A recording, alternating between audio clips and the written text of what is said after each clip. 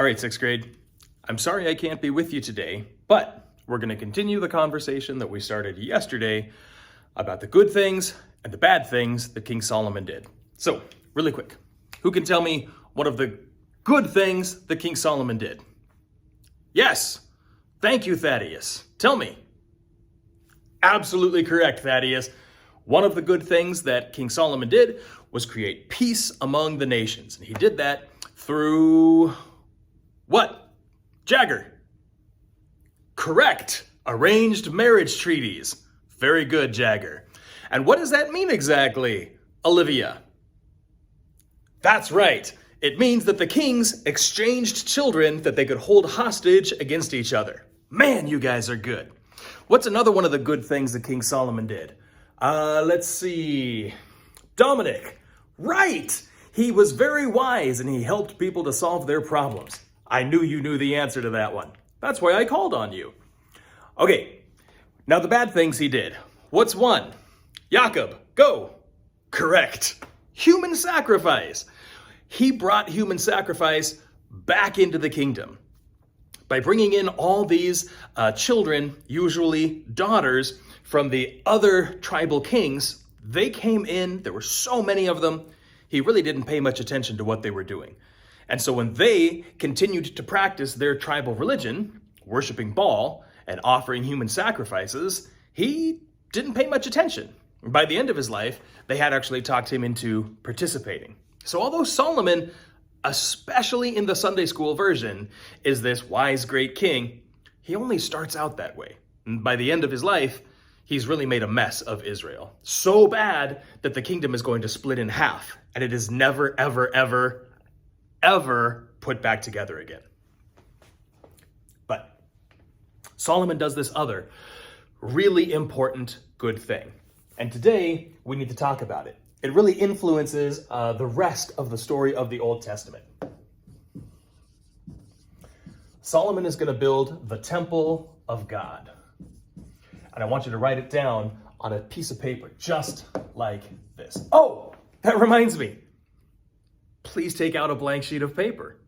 We're going to turn it sideways because my whiteboard is sideways. And I want you to do exactly what I do.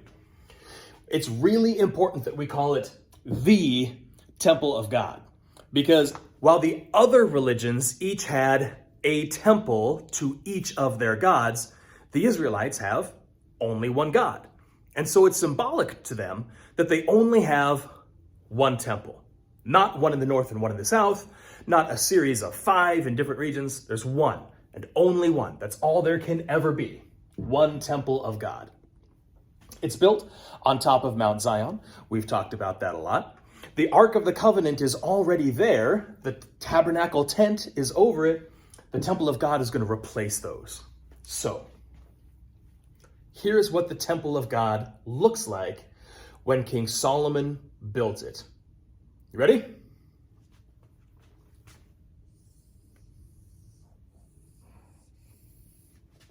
Boom. Temple. Man, I'm good. All right, put this on your paper. Big squarey thing. 4 sides. Right angles. Haha. Even perfecter. All right. The temple was going to be the center of the Jewish faith. The Ark of the Covenant is in there. Everyone is going to come here at least once a year to visit the Ark, to bring sacrifices. In fact, it becomes the only place that the Israelites can make sacrifices to God, right here inside the temple. The temple is not just a building. You can't think of it like a church. We've got a church with 4 walls and a couple of doors, and everybody goes in, and if it rains, no problem, because we've got a roof on it. This temple is not like that. This is a big open courtyard with a wall on the west side, a wall on the east side, a wall on the north side, and a wall on the south side. And there's only one way to get in. To be honest, I don't remember which side it is, but only one wall has a gate. In you go, out you go. You got your gates? Yeah? Look at you. Sebastian, you got your gate? Good. Okay. This is all open area. But there is right here a house. Okay. The house has steps that go up to the door, and there's a big door right there. You got that? House, steps, door. Okay. This right here is called the sanctuary. Sanctuary. There we go. The sanctuary is the house that has the Ark of the Covenant inside. Now, I'm going to draw, like over here on the side, a little thing that you don't have to copy, but you can if you want to. If you were to look down at the sanctuary from above, it would be a roughly square footprint with a door right here.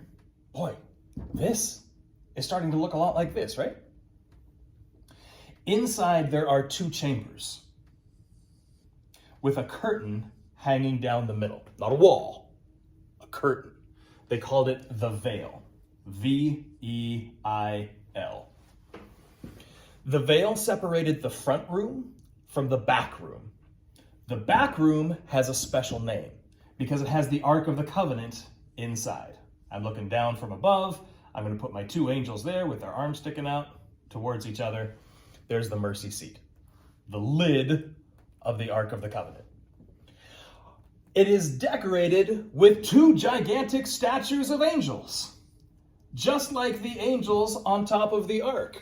So you've got in the Ark, in the box, the shards, the little bits of broken pieces of the original 10 Commandments inside this case.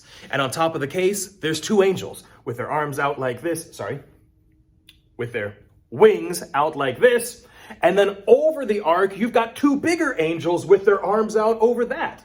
So this right here, the sanctuary building, really sort of looks like, at least in the back, a big ark holding the Ark, holding the 10 Commandments. This room in the back becomes kind of important. It's called the Holy of Holies. That room is the Holy of Holies. This room right here, well, I'll put it like this. Any Israelite can come into the temple courtyard. Man, woman, child, makes no difference. Everyone gets to come in. But only the priests are allowed to go into the sanctuary. Only the priests can go into that door. This is the room where the priests can go. And only the high priest, only one guy, is allowed to go through the veil back into the Holy of Holies.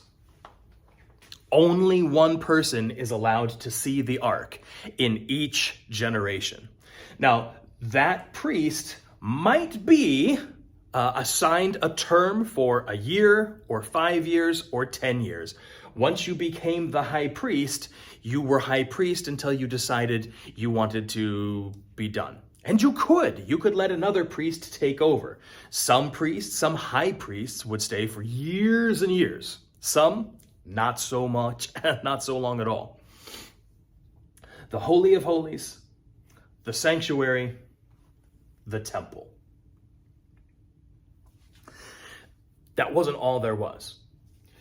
The Jews began to believe that this was the only place that you would be allowed to make a sacrifice to God. And so, what do they have to put there to make a sacrifice? Anybody? Yes, Ava, go ahead. Yes, fire. Here in the temple courtyard, they had a great big pillar like this. No, pillar's not the right word. What would you call it? Pedestal, maybe? Anyway, it's a platform, raised up area with some steps going up to it. And then on top of that is where they would build the fire. So if your family wanted to go make a sacrifice to God, you would bring your gift, your animal, your produce from your farm, even money if that's what you had. You would bring it into the temple and you would take it to the priests. and the priest would go up here, light the fire, and then throw your gift into the fire for God.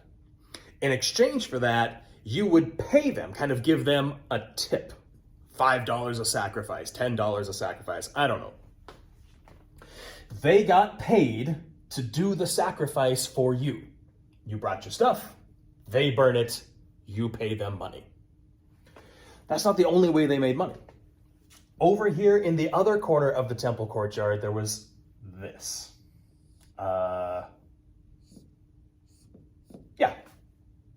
Just kind of a great big bowl full of water. Like bigger than a bathtub, big monster thing of water. This is called the Sea of Bronze. I bet you can't guess what it's made out of. Natalie? Right, bronze. She's good. Yeah, the Sea of Bronze was a great big bronze tub, and it was big enough that people could get into it and then come back out the other side. That is a whole reason why. We'll get there in a second. One more thing we need to add to our map of the temple of God. Outside the wall, not inside, outside the wall, there would be these tables. Okay? And each table belonged to a different vendor, someone selling something. Most of what they sold were animals that were approved to be sacrificed inside the temple of God. They were clean animals. You're not going to find any of the prohibited animals that the mitzvah laws don't allow. No bats, no rats, no shrimp, no pig. But you would find a table with sheep, a table with a little pen of cows, bulls. Over here you might have birds. These were for people who traveled a long way to Jerusalem to make their yearly sacrifice in the temple. If you wanted to sacrifice an ox, but you live 90 miles away, it's going to be hard work to get that ox from your farm all the way down to Jerusalem and then through the city, up the hill, into the gate. It's way too much. So some people made their living just selling animals here that travelers could buy and then take into the temple for sacrifice. I bet they had sheep. You know what? I want to have sheep. You guys know how to draw a Mr. Storm sheep. Sheep. Fluffy sheep. And over here, ox. Oh, ox have horns. There we go. Ox. Okay, sheep and ox.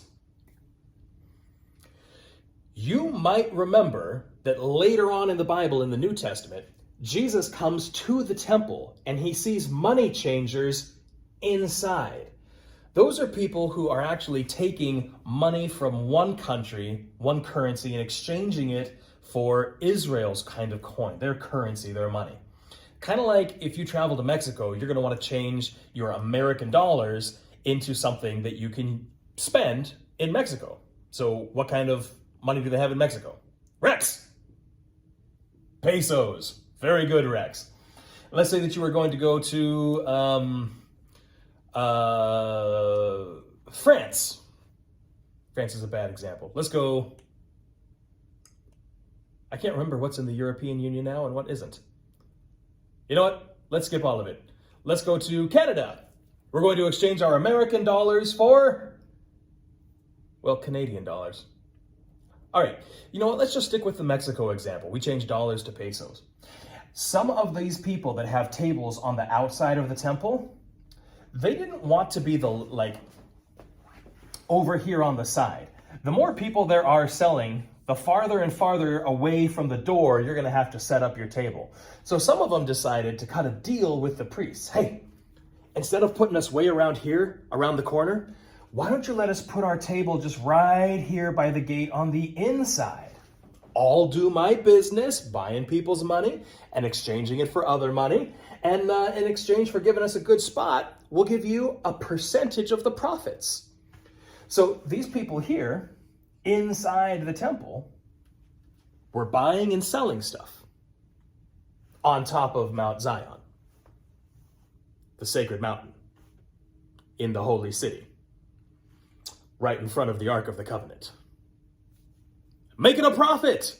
Jesus had a problem with that. So he chased them back out. He said, this is supposed to be a sacred space, and you're using it to rip people off.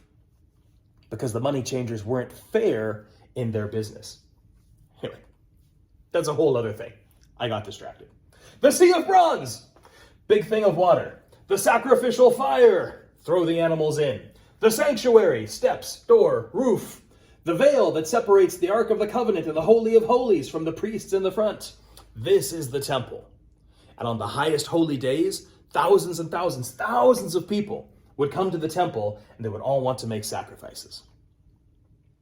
But when it's not one of the high holy days, what did they do? Well, you may have heard of a group in the Bible called the Pharisees. The Pharisees worked for the priests here in the temple. And what they did is they went all over Israel, through all the different tribes, and they looked for people who weren't following the mitzvah laws. And if you got caught breaking a law in the Bible, the Pharisees had the power to arrest you and bring you here to the temple. And the priests would judge you. Depending on how serious your crime, your sin is, they would give you a punishment. The bigger the crime, the bigger the punishment. Now, they really only had two possible punishments. One, death. But they didn't really need to use that one unless it was a really serious sin.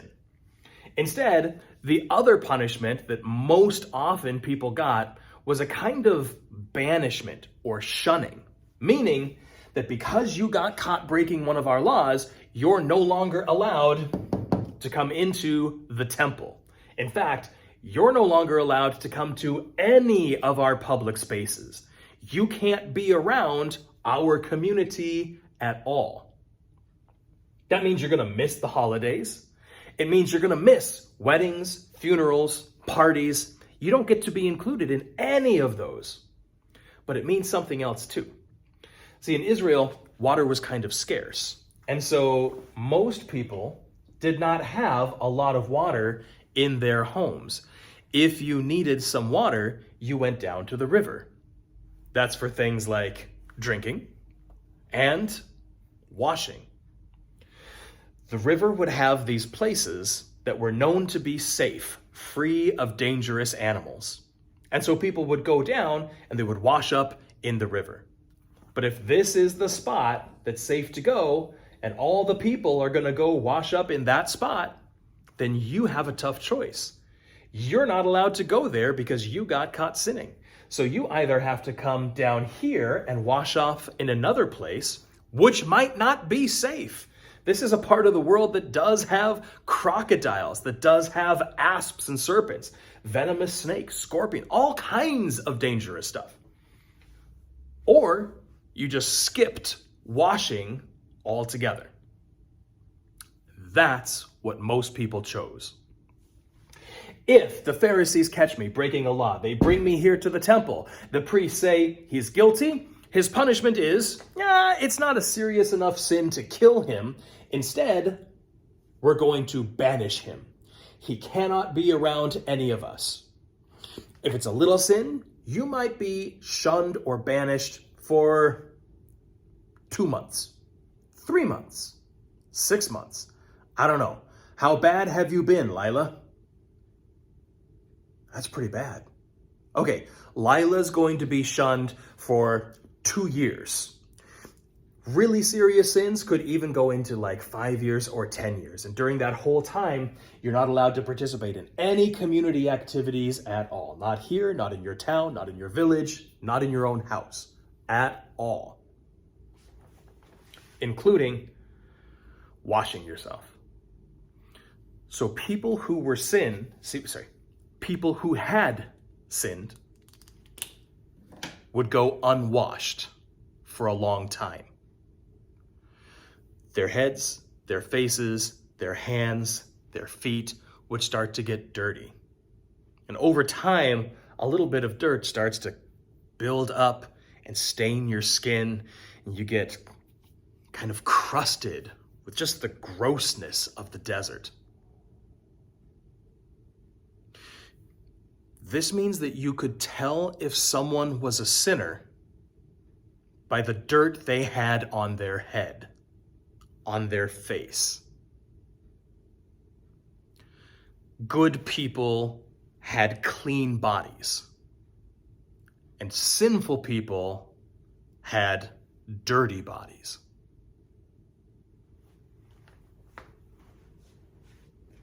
This is where we get the tradition of Ash Wednesday, where once a year Catholics go, actually a lot of other Christians do too. People who celebrate Ash Wednesday or who recognize Ash Wednesday will go to the church. There will be a mass with prayers and readings. And then before they leave the church, they will actually take burned ashes mixed with a little bit of oil to make them sticky, and they smear them on their heads, sometimes smear them in the shape of a cross. The dirtiness on our faces represents our acknowledgement that we are sinful people. It comes all the way back here to the temple, where sinful people got dirty faces. But we have another tradition that comes from this ancient temple too, and it's one that I think you know. When Lila has finished her 2 years of punishment, and I can't believe you were that bad, 2 years? Incredible. When she finishes her 2 years of punishment, she comes back to the temple gates, and she stands here because she's not allowed to go in. And she calls out, and one of the priests will come and meet her at the door of the temple, right here at the gate. And she'll say, "This was my sin, and this was my punishment. And I have finished my punishment, so I am ready to be clean again." And then the priest would take you right here to the Sea of Bronze and literally wash you in the water and get all the sin, all the dirt off of you, and you came out of the water clean. They had a name for the ritual that washed the dirt of your sin away. What do you think that ritual is called? Baptism. This was baptism. You got caught, you got punished, and now that your punishment is over and you're ready to rejoin the community, you got washed and everyone could see that you were clean again.